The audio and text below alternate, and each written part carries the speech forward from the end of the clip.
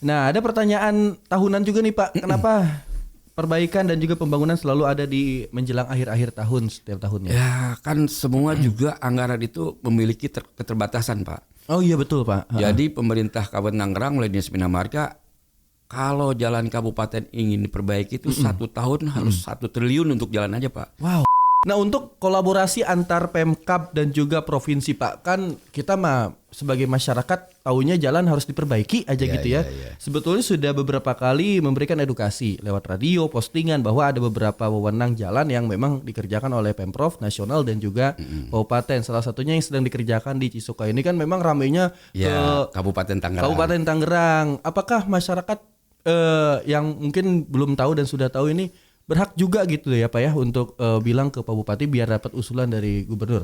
Apakah kolaborasi itu sudah terjalin Pak untuk memberikan informasi kepada provinsi bahwa ada beberapa ruas jalan yang rusak milik wewenang dari provinsi? Alhamdulillah kami juga membangun hubungan baik dengan Dinas PUPR Provinsi Banten dan kita juga punya jejaring grup kepala dinas PU se-Tangerang Raya dan provinsi, sehingga apapun yang memang secara informal bisa disampaikan oleh kita langsung karena informasi informal kan lebih akurat daripada informasi formal. Iya.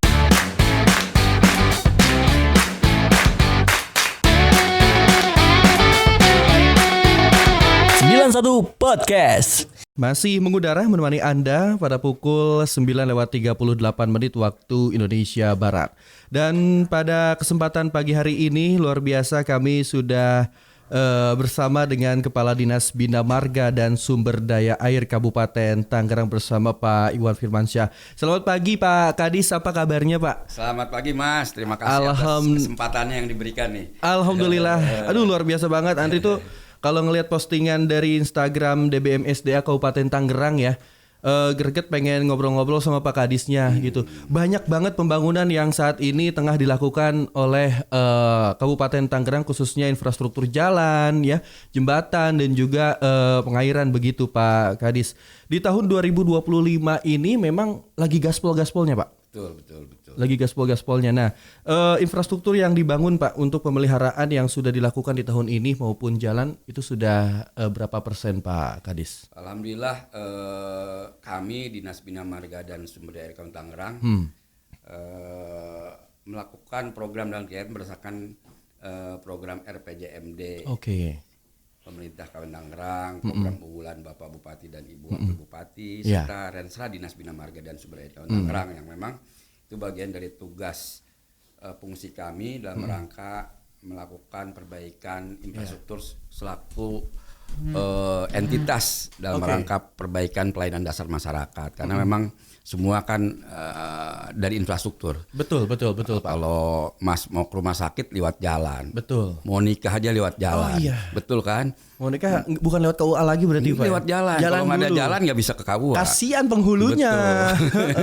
Gitu, kalau orang mau nikah kan nggak sabar Pak ya. Iya. Kalau jalannya bagus cepat.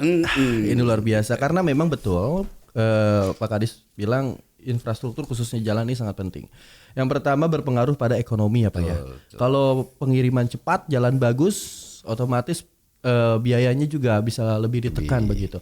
Nah untuk Kabupaten Tangerang sendiri kan memang ada beberapa wilayah yang menjadi fokus utama Pak.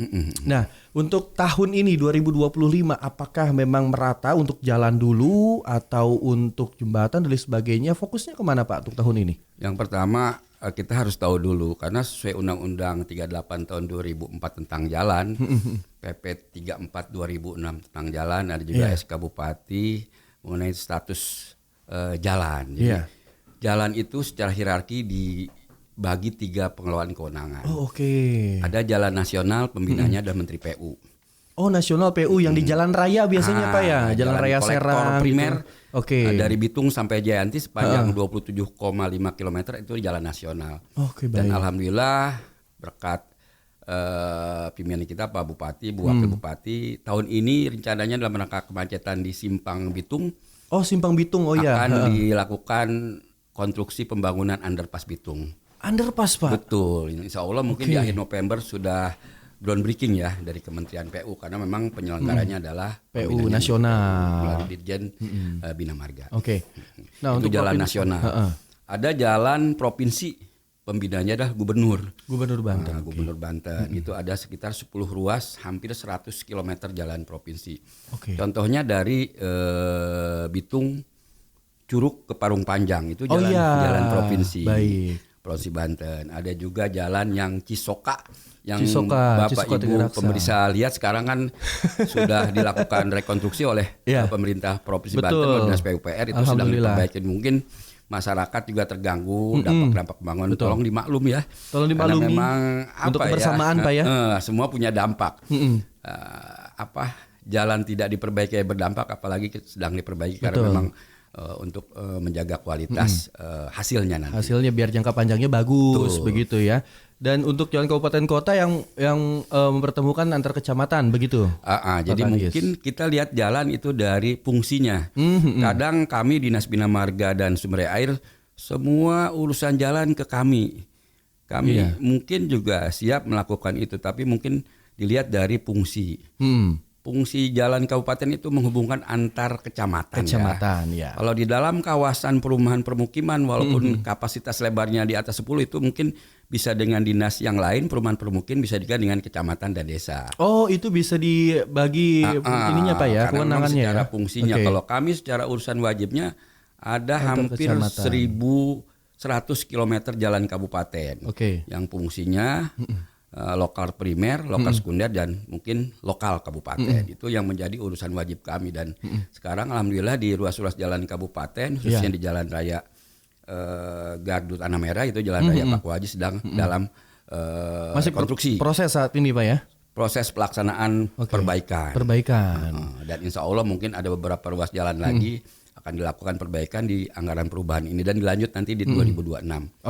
Dan memang kalau Andri perhatikan ya Pak ya, saat ini jalan menjadi fokus utama karena semakin padatnya lalu lintas yang ada di Kabupaten Tangerang, itu artinya memang mobilitas semakin tinggi Pak. Sekali. Dan apakah nanti ke depannya juga ada perbaikan-perbaikan lainnya Pak gitu selain jalan? Jembatan-jembatan juga kan kemarin sudah mulai dibangun Pak ya. Yang pertama mungkin tadi sudah disampaikan kaitan jaringan jalan. Jembatan di kita itu jumlah ruas jembatan kabupaten yang dikelola kita hampir 258 ruas jembatan. Yang memang secara umur rencana itu bisa di atas 50 tahun. Namun Mas juga lihat tantangan ke depan di Kabupaten Tangerang yang memang alih fungsi ruangnya sangat tinggi ya. Dibandingkan dengan tetangganya, anaknya yaitu Kota Tangerang, Kota Tangsel. Luas wilayahnya kita lebih berkali-kali lipat kilometer persegi, yang lain hanya 250. Sudah barang tentu tantangannya sangat makin banyak. Sehingga mungkin ada beberapa yang memang kita harus selalu berkelanjutan melakukan baik peningkatan rekonstruksi maupun pemeliharaan rutin. Nah, untuk jembatan ada beberapa jembatan yang sudah kita bangun yang sekarang sudah kita lakukan pembangunan, yaitu jembatan Parung Lawang yang itu menghubungkan antara aksesibilitas Kabupaten Bogor Provinsi Jawa Barat dan Kabupaten Tangerang Provinsi Banten, dan itu sudah dilakukan sudah dibuka. Udah mulai dibuka. Sudah mulai berproses berarti ya? Sudah. Dan mudah-mudahan itu juga bagian dari tugas pemerintah daerah dalam rangka membuka akses-akses di wilayah perbatasan sehingga mungkin bisa lebih cepat, lebih nyaman, aman, mobilitasnya lebih lancar ya untuk masyarakat. Pak, itu kan di perbatasan itu kita komunikasi dulu berarti sama pihak PMK Bogor ya. Dan memang waktu groundbreaking awal pembangunan juga mereka pada hadir. Ada. Dari kepala desanya, tokoh masyarakat dan dihadiri dan dibuka oleh Pak Bupati juga oleh Pak Maesa Rasid. Dan untuk sisi anggaran apakah ada sistem merger atau seperti apa Pak? Kan ini perbatasan ya. Jadi kita membangun jembatan, aksesibilitas jalannya yang pendekatnya ke wilayah Bogor, mereka yang melakukan pembangunannya. Gitu. Berarti bagi tugas seperti itu. Keren sih Pak, berarti benar-benar berkolaborasi ya. Nah, untuk kolaborasi antar Pemkab dan juga provinsi Pak, kan kita sebagai masyarakat taunya jalan harus diperbaiki aja gitu ya. Sebetulnya sudah beberapa kali memberikan edukasi lewat radio, postingan bahwa ada beberapa wewenang jalan yang memang dikerjakan oleh Pemprov nasional dan juga kabupaten. Salah satunya yang sedang dikerjakan di Cisoka ini kan memang ramainya ke Kabupaten Tangerang. Apakah masyarakat yang mungkin belum tahu dan sudah tahu ini berhak juga gitu ya Pak ya untuk bilang ke Pak Bupati biar dapat usulan dari gubernur. Apakah kolaborasi itu sudah terjalin Pak untuk memberikan informasi kepada provinsi bahwa ada beberapa ruas jalan yang rusak milik wewenang dari provinsi? Alhamdulillah kami juga membangun hubungan baik dengan Dinas PUPR Provinsi Banten, dan kita juga punya jejaring grup kepala dinas PU se-Tangerang Raya dan provinsi, sehingga apapun yang memang secara informal bisa disampaikan oleh kita langsung, karena informasi informal kan lebih akurat daripada informasi formal. Iya, betul. Dengan Pak Kadis PUPR yaitu Pak Arlan. Selanjutnya ada usulan-usulan masyarakat kan kita tampung juga melalui medsos dan ada di IG kita juga. Ini keren IG-nya. Nanti kita bahas di akhir-akhir sesi. Oke, berarti memang itu ya Pak ya? Iya, ada komunikasi dengan provinsi. Itu, dan sekarang yang sudah dilakukan perbaikan adalah Jalan Raya Cisoka Pak. Cisoka yang simpang-simpang depan kecamatan dan depan puskesmas sedang dilakukan rekonstruksi dan perbaikan. Dan juga dari arah Cisoka ke Adiasa saat ini sudah mulai tahap pembangunan ya. Jadi untuk Handetolan juga harus tetap berhati-hati di perjalanan. Baik, kalau untuk urusan jalan emang udah oke banget Pak. Anda selalu lihat update di Instagram dan juga kolaboratif dengan dinas-dinas lain. Nah, mengenai meluapnya air Pak. Nah itu. Nah, ini kan tadi yang Bapak bilang Kabupaten Tangerang ini luar biasa. Luas lahannya luas banget. Penduduknya padat. Banyak lahan yang akhirnya alih fungsi yang harusnya bisa menjadi penyerapan gitu ya biar nggak banjir, sekarang jadi bangunan yang malah justru menambah beban debit air. Seperti apa Pak ini untuk mungkin DBMSDA? Gini, kita sudah melakukan pendataan untuk daerah titik banjir di wilayah Kabupaten Tangerang. Sangat banyak sekali, ada hampir 80 titik Pak. 80 titik 80 titik banjir genangan yang memang masyarakat pasti kan menyampaikan ke Pak Bupati. Iya. Karena apapun yang terjadi di wilayah administrasi Kabupaten Tangerang, masyarakat taunya Bupati. Padahal sama kayak jalan Pak. Oh sama juga Pak. Sungai, irigasi itu ada hierarki pengelolaan kewenangannya. Kalau irigasi di bawah 1.000 hektar itu kewenangan kabupaten. Di atas 1.000 sampai 2.000 itu kewenangan provinsi. Di atas 3.000 ke atas itu kewenangan pusat. Nah, untuk kewenangan pusat itu melalui Direktorat Jenderal Sumber Daya Air. Nah, di kita sangat unik di Kabupaten Tangerang. Kabupaten Tangerang itu ada 2 wilayah sungai Pak. Oh iya, Cisadane. Ada wilayah sungai Ciliwung Cisadane, ada wilayah sungai Cidanau Ciujung Cidurian. Jadi yang wilayah baratnya ke Banten itu Cidurian, yang wilayah selatan itu dikelola oleh BBWS Ciliwung Cisadane. Jadi C2 itu mengelola Jawa Barat, DKI dan Banten. Bantennya yang ada Kabupaten Tangerang. Tapi kabupaten kota yang ada di wilayah Banten itu hanya satu Ci Pak. Cuman Kabupaten Tangerang aja 2 Ci. Oh iya? Iya. Oh ya, kalau Lebak Cidurian aja ya Pak ya? Cidurian saja. Tangsel Cisadane saja. Iya betul. Kota Tangerang Cisadane saja. Jadi mungkin itu sangat luar biasa. Itu bukannya beban, jadi tantangan kita. Jadi tantangan Pak ya? Jadi mungkin ada beberapa titik genangan dan mungkin kita juga harus mengedukasi juga kepada masyarakat bahwa ketika suatu kawasan dibangun, kita juga harus melakukan menjaga lingkungan dengan tidak melakukan buang sampah sembarangan. Sampahnya itu jangan yang pertama. sembarangan. Yang kedua, ketika kita mendiami suatu kawasan perumahan, rumah yang sudah dibeli dan diserahkan oleh pengembang itu ada hal-hal yang tidak boleh dibangun semua Pak. Oh itu ada aturannya Pak ya? Iya, kadang-kadang kan masyarakat, kalau saya juga walaupun saya ngerti, saya juga kadang punya perumahan, saya bangun semua Pak. Padahal itu ada komposisi koefisien dasar bangunannya. 60-40 Pak. 60 terbangun, 40 untuk serapan. Oh iya betul. Kalau Mas kalau punya rumah yang halaman depan kalau dibangun. Kalau di beton semua ya gimana? Akhirnya mungkin. Nah, yang kedua juga harus menjaga semua yang memang menjadi kewajiban masyarakat menjaga di kawasan perumahan. Bahwa penanganan banjir itu kan ada 2 unsur Pak. Yang pertama adalah non struktural dan struktural. Yang non struktural adalah mungkin kalau pengelolaan sungai itu kan itu harus komprehensif dari hulu ke hilir. Kalau kayak Sungai Cisadane makin sekarang kan mungkin di hilirnya di Kabupaten Tangerang debit airnya makin tinggi. Makin tinggi. Karena apa? penanganan struktural lain di sana kan di wilayah hilirnya di Bogor mungkin sudah terbangun dengan pila-pila. Oh iya betul. Tadinya tertahan oleh pohon-pohon dan resapan sehingga airnya terjun bebas ke sungai yang kapasitasnya sudah memang didesain sejak dulu dengan lebar yang ada sehingga air mengalir terus ke wilayah hilir dan mungkin debitnya makin banyak. Di hilir inilah yang jadi tantangan begitu. Di hilir yang menjadi tantangan. Yang pertama mungkin kita harus memperbanyak membuat tangkapan air, Pak. Kolam retensi, tandon, embung yang Pak Bupati sering sampaikan. Jadi semua kawasan-kawasan ataupun masyarakat privat yang mengelola atau menginvestasi ke Tangerang seharusnya memang menyediakan lahan untuk konservasi air yaitu tandon dan embung sehingga mungkin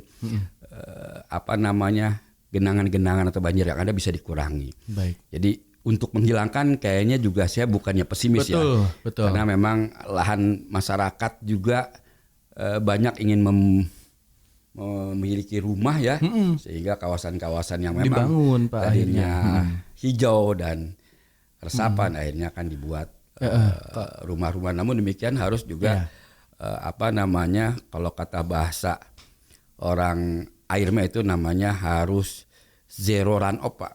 Zero run off. Oke. Zero run off, zero deltaki. Jadi setiap kawasan pengembangan tidak boleh membuang air ke saluran pembawa yang ada di luar. Jadi harus membuat sumur resapan, biopori sehingga mungkin yang keluar itu lebih sedikit. Betul, jangan langsung ke sungai yang sudah jenuh terhadap luapan air dari hulu. Oke. Kalau kata pepatah bilang dulu ijo royo-royo. Iya, sekarang saiki ijo ruko-ruko. Ruko semua. Baik, Pak Kadis, kita break dulu sejenak siap. Dan nanti di segmen kedua masih banyak pertanyaan-pertanyaan yang akan kami sampaikan ke Pak Iwan. Baik, stay tune di 91 FM. Anda telah masih di Suara Bupati dan Parlementaria. Kali ini kita mau tanya-tanya update konstruksi atau infrastruktur yang saat ini tengah dibangun. Pak Kadis, untuk Jalan Tiga Raksa Cikuya saat ini sudah dimulai ya. Untuk pembangunan, kalau dari informasi yang kami dapatkan, Tiga Raksa Cikuya saat ini sudah dalam tahap pembangunan ya, Hande Tolan. Nah ini dari informasi memang kurang lebih itu panjangnya berapa meter ini ya? Kurang lebih 108 ya Pak ya? 108 meter ya. Nah ini seperti apa Pak? Berapa lama biasanya untuk panjang 108 meter pengerjaannya Pak? Yang pertama secara waktu Pak. Durasi waktu konstruksi sebetulnya sih pendek ya. Oh, tapi kan gangguan traffic Pak. Oh betul, lalu lintas yang lewat. Betul. Ketika kita secara aturan boleh saja menutup jalan itu supaya menjaga kualitasnya dan waktunya bisa selesai. Tapi kan masyarakat juga harus telayani. Betul. Sehingga mungkin pembangunannya, rekonstruksinya harus dilakukan sebelah-sebelah. Kayak ngecornya pasti harusnya tengah malam ya karena kan masyarakat udah mulai landai tuh jam segitu. Itu tengah malam itu juga menjaga suhu juga Suhu, Pak. betul. Kalau beton kan nggak boleh terlalu cepat kering terpaksa Pak. Oh gitu? Iya. Harus natural aja gitu Pak? Iya harus ada setting time-nya harus sesuai dengan curingnya. Iya. Kalau enggak nanti kayak orang sakit tuh panasnya tipes tuh ya. Iya. Kalau memang tidak dikompres dan sebagainya itu bisa langsung gitu. Jadi sama konstruksi seperti itu. Oke, Pak Kadis paham banget tipes nih kayak habis baru pulang ini Pak. Oke. Jadi konstruksinya seperti itu Pak ya. Jadi sebetulnya bisa cepat karena kalau kita tidak menutup jalan lalu lintas itu tuh yang bikin paling lama juga 2 bulan selesai lah. 2 bulan Pak 2 bulan, tapi karena memang gangguan waktu sebelah-sebelah. Betul. Umur betonnya juga harus tercapai, boleh tidak dilintasi oleh kendaraan. Berapa lama sih Pak itu? Kalau yang normal tuh 28 hari, tapi kita juga ada beton yang mutu tinggi yang fast track namanya. Jadi bisa 7 hari, 14 hari itu bisa langsung dilalui dalam rangka melayani masyarakat. Betul, biar masyarakat awet. Kan kalau ditutup juga nggak mau tahu dia jalan diperbaiki. Lama selesainya kan gitu. Di Cisoka semalam Andri inget banget pulang siaran baru dicor Pak.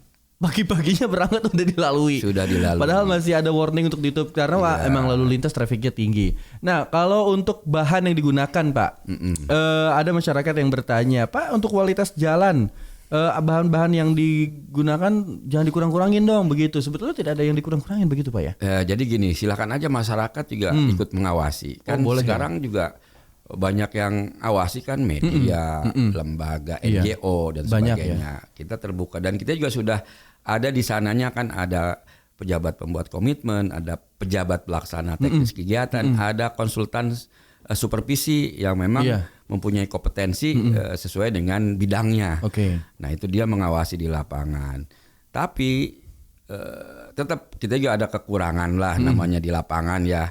Ada gangguan yang lain, cuaca, traffic. Saya sih kalau boleh kepengen Pak, seperti jalan tol ditutup pakai seng. Pakai seng. Ketika betonnya itu sedang setting itu ditutup nggak boleh. Kalau kita kan masyarakat di cor malam begitu dibuka diinjak ada alur roda. Nah itu juga dapat mengurangi mutunya Pak atau kualitasnya. Jadi itu tantangan bagi kami dan ini juga harus disampaikan kepada masyarakat. Wayahnya lah kalau lagi dikerjain muter-muter dulu lewat mana. Saling membantu Pak ya. Pemerintah dengan mengerjakan perbaikan jalan, masyarakat untuk menjaga agar kualitas tetap baik gitu hingga akhirnya bisa digunakan begitu. Nah ada pertanyaan tahunan juga nih Pak, kenapa perbaikan dan juga pembangunan selalu ada di menjelang akhir-akhir tahun setiap tahunnya? Ya kan semua juga anggaran itu memiliki keterbatasan Pak. Oh iya betul Pak. Jadi pemerintah Kabupaten Tangerang melalui Dinas Bina Marga kalau jalan kabupaten ingin diperbaiki itu 1 tahun harus 1 triliun untuk jalan aja Pak. Wow. Iya, itu karena duit, kan Pak, ya? kalau ingin baik ya, tapi kan karena keterbatasan ada di anggaran murni. Sebagian ada seperempatnya di perubahan. Sehingga proses itu juga harus kita lalui sesuai dengan ketentuan anggaran. Melalui proses pengadaan barang dan jasa. Tidak bisa ketika itu rusak langsung kita perbaiki melalui APBD. Ada prosesnya. Melalui lelang 45 hari Pak. Iya kan? Melalui proses kontrak dan sebagainya. Namun demikian kami berusaha semaksimal mungkin, secepat mungkin dalam rangka pelayanan kepada masyarakat. Kita lakukan percepatan. Nah ini sih udah cepat sih kalau menurut Pak ya, karena responnya saat ini sudah luar biasa. Dan juga memang banyak yang harus dilakukan Pak ya, selain jalan ada juga tadi jembatan dan lain sebagainya.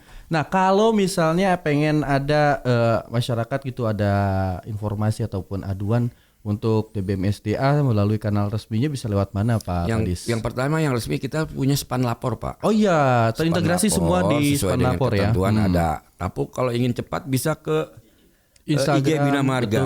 Kita juga punya unit reaksi cepat UPT pemeliharaan jalan dan sumber daya air. Oh iya. Pengaspalan juga dari DBM-SDA Pak ya? Iya, ketika masyarakat ada yang darurat, kita langsung ke lapangan Pak. Ada beberapa titik yang sudah kita lakukan di Sepatan kemarin. Ada juga yang jalan jembatannya retak bolong kita lakukan perbaikan.